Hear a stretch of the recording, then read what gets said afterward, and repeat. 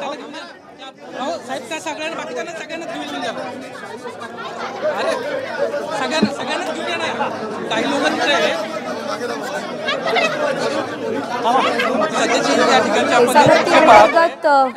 नियुक्त्या केल्या गेल्या होत्या पण त्या फोल ठरल्या आणि त्यामुळे आता आदिवासी विद्यार्थी आक्रमक झालेले आहेत.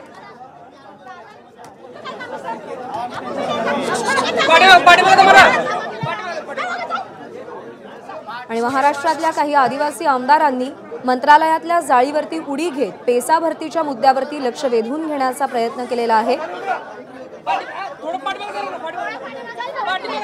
आणि ज्या आमदारांनी या जाळीवरती उड्या घेतल्या होत्या त्या आमदारांना बाहेरही काढण्यात आलेलं आहे. यानंतर आता मुख्यमंत्र्यांसोबत पुन्हा एकदा बैठक होते का हे पाहणं देखील तेवढंच महत्त्वाचं आहे. आपण पुन्हा एकदा जाऊयात. निलेश बुधावले सध्या आपल्या सोबत आहेत. निलेश, नेमकं काय घडतंय तिथे? प्रज्ञा प्रचंड गदारोळ या ठिकाणी सुरू आहे. पोलीस या ठिकाणी सर्व आमदारांना बाजूला घेण्याचा प्रयत्न करत आहेत. या सर्व आमदारांना या ठिकाणी ठिय्या आंदोलन सुरू केल्याचं पाहायला मिळत आहे. 7 आमदार या ठिकाणी आहेत आणि ते ठिय्या आंदोलन करताना आपल्याला पाहायला मिळत आहेत. आमच्या मागण्या मान्य होत नाहीत आणि त्यामुळं हा पवित्र आम्हाला घ्यावा लागलाय अशा पद्धतीची भूमिका त्यांच्या वतीने घेण्यात आल्याचं पाहायला मिळत आहे. समोरचे आपण दृश्य पाहतोय नरहरी झिरवळ यांच्या नेतृत्वामध्ये हे सर्व मंडळी या ठिकाणी बसलेली आहेत आणि ते या ठिकाणी शांततेत आपलं आंदोलन करताना पाहायला मिळतात. अचानक ही परिस्थिती उद्भवली त्यामुळे पोलीस प्रशासनाची देखील या ठिकाणी मोठा गोंधळ निर्माण झाल्याचा आपल्याला पाहायला मिळतोय. या सर्व आमदारांच्या वतीनं पेसा कायद्याअंतर्गत भरती केली गेली पाहिजे अशा पद्धतीची त्यांची भूमिका आहे आणि त्यामुळं हे सर्व आमदार जे आहेत ते या ठिकाणी आंदोलन करत आहेत.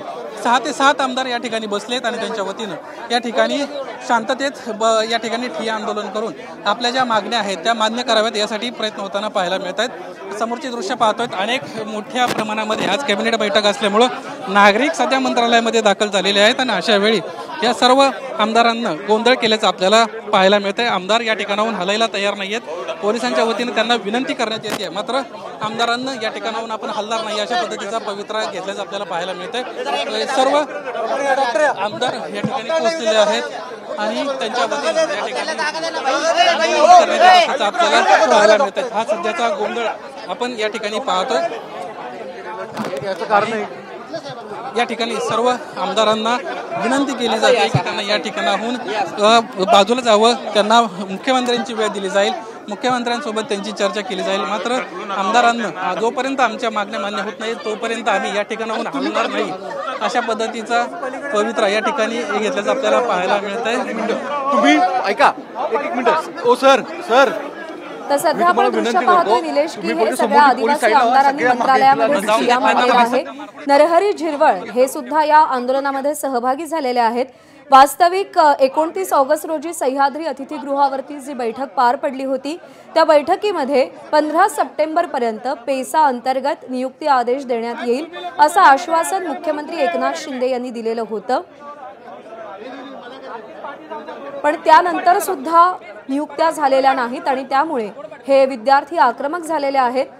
आदिवासी समाजातील विद्यार्थी पेसा भरतीसाठी आग्रही आहेत पण त्यांना अजूनही समाधानकारक नियुक्त्या किंवा समाधानकारक निर्णय मिळत नाही आणि त्यामुळे अखेर या सगळ्या प्रश्नांकडे लक्ष वेधून घेण्यासाठी आदिवासी आमदारांनी मंत्रालयाच्या जाळीवर उड्या मारल्या.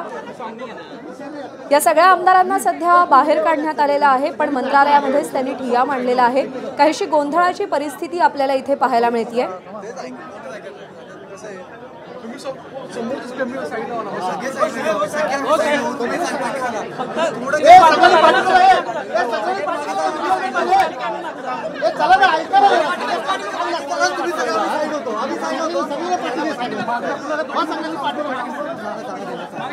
पेसा क्षेत्रातील 17 संवर्गांची कायमस्वरूपी पदभरती तात्काळ करण्यात यावी अशी या मागणी आहे या विद्यार्थ्यांची.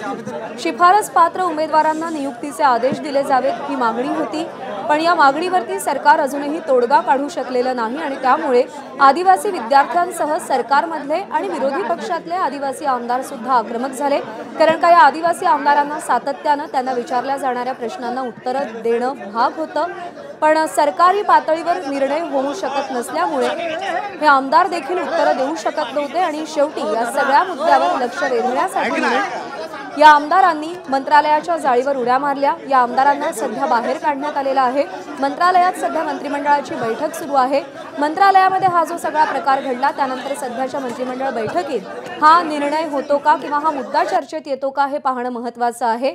मुख्यमंत्र्यांसोबत नरहरी झिरवाळ यांची बैठक झाली होती, चर्चा झाली होती, पण ती बैठक चर्चा निष्फळ ठरली। गेल्या काही दिवसांपासून सातत्यानं पेसा भरती संदर्भात आदिवासी नेते असतील, आमदार असतील, विद्यार्थी असतील पाठपुरावा करतायत, मागोवा घेतायत, पण समाधानकारक उत्तर, समाधानकारक निर्णय अजूनही होत नाहीये।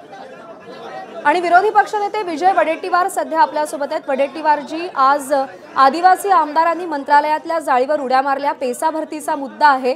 एकूण या संपूर्ण प्रकाराकडे तुम्ही कसं बघता? अजूनही निर्णय होऊ शकत नाही। नाही, मुख्यमंत्री पराजय नजरेपुढे ठेवून जे महाराष्ट्रभर म्हणजे फिरत आहेत आणि खोटी आश्वासनं देऊन लोकांची दिशाभूल करत आहेत, त्यांना महाराष्ट्राच्या आदिवासी आमदारांचं शिष्टमंडळ गेल्यानंतर त्यांना भेटण्यासाठी वेळ मिळत नसेल तर हे दुर्दैव आहे। लोकप्रतिनिधी 3-3 लाख लोकांचं नेतृत्व करतात। विशेष करून आदिवासी समाजातील लोकांना न्याय मिळवण्यासाठी हे प्रतिनिधी त्यांच्या दरवाजात जातात आणि ते त्यांना वेळ देत नाही, वेळ मागून वेळ मिळत नाही आणि त्यांच्याशी संवाद साधण्यात मुख्यमंत्र्यांना मला वाटतं की रस नसेल किंवा त्यांना त्याच्यामध्ये काही स्वारस्य नसेल की जाऊ दे, ते काय लोकप्रतिनिधी असे येतील किती, जातील किती, अशी काही त्यांची भावना असेल।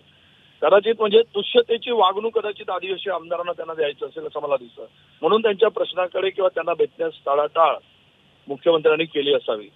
खरं तर हे जे काही आताचे जे काही वाद महाराष्ट्रभर आदिवासी मोर्चे निघत आहेत, हे मोर्चे निघत असताना निवडणुकीच्या तोंडावर जो जी.आर. काढला गेला धनगर समाजासाठी, तो जी.आर. काढून धनगरांची मतं मिळवण्याचा केलेला किलवाना प्रयत्न आहे। या जी.आर. नुसार त्यांना आरक्षण देऊ शकत नाही, राज्य सरकारचा तो अधिकारच नाही, तो अधिकार केंद्र सरकारचा आहे। परंतु या सगळ्यामध्ये या समाजाच्यावर ज्यावेळेस 2019 असे जी.आर. काढून मतं मिळवली आणि धनगरांना आरक्षण देतो म्हणून सांगितलं, मराठ्यांना आरक्षण देतो म्हणून सांगितलं, काही अशी ही बनवाबनवी जो पिक्चर आहे तशी बनवाबनवी महाराष्ट्रातील जनतेशी मुख्यमंत्री करतायत। आणि आज जर आमदारांना उड्या माराव्या लागतात, आदिवासी आमदारांना समाजाच्या प्रश्नासाठी, समाजाच्या हक्कासाठी, समाजाचे प्रश्न सोडवण्यासाठी, तर हे सरकार कोणाचं आहे? हे सरकार आदिवासीचं नाही, हे सरकार ओबीसीचं नाही, हे सरकार मागासवर्गीयांचं नाही, हे आणि फक्त या राज्यातील कंत्राटदारांचं आहे, या राज्यातील उद्योग। एबीपी माझा, उघडा डोळे बघा नीट।